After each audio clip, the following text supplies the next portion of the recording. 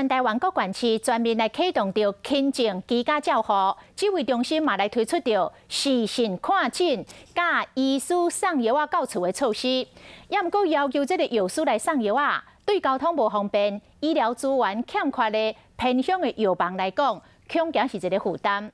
药师嘛提醒大家，面对着疫情，厝内底都要准备一寡药品，像这个感冒药止痛药胃药等等。安尼若是万不一确诊，爱居家隔离，袂当来出门，嘛有药会当暂时小动一下。除了西药之外，中医嘛来研发着台湾独家的处方清冠1号，互确诊的民众视讯问诊了后，会当免费来服用。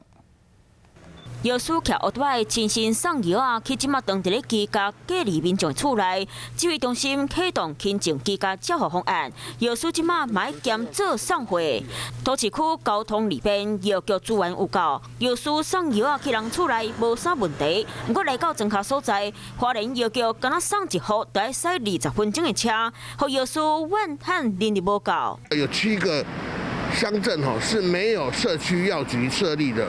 原住民或者是偏乡的一个地区，260家都不够，何况26家。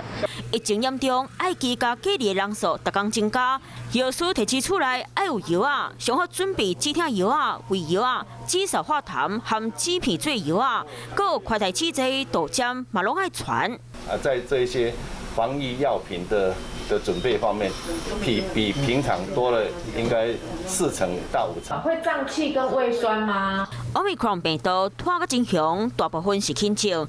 食中医春风清冠1号，会当互你人更加爽快。清冠1号它是属于复方，鱼基它本身是治疗一般呼吸道的疾病。那第二个是我们的板蓝根，可以增加那个身体患者本身的抵抗力。确诊的民众和医师伫咧网络看诊，摕着处方签，就当免费摕着药不过清冠1号药性较冷底，医师无建议一般健康的民众食。想要靠中医来调身体，拢爱先问过医生。